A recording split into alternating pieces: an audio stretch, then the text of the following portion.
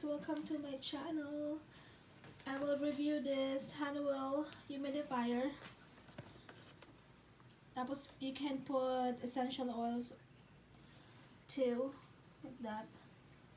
Pink yung pinili ko, syempre guys. Favorite ni ate nyo. Yan o guys, oh. Yan yung procedure. Yan yung direction.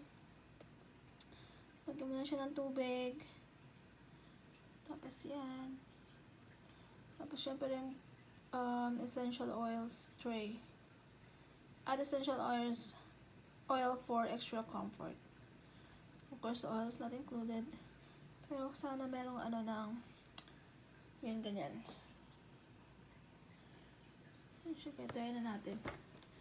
Try natin kung maganda.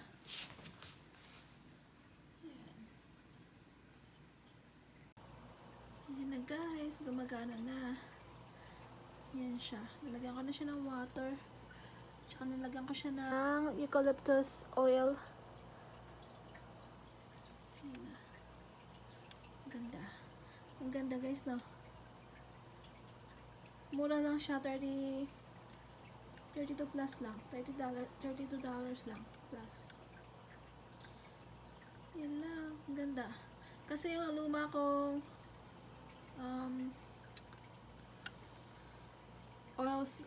oil diffuser or whatever is that, hindi na siya gumagana.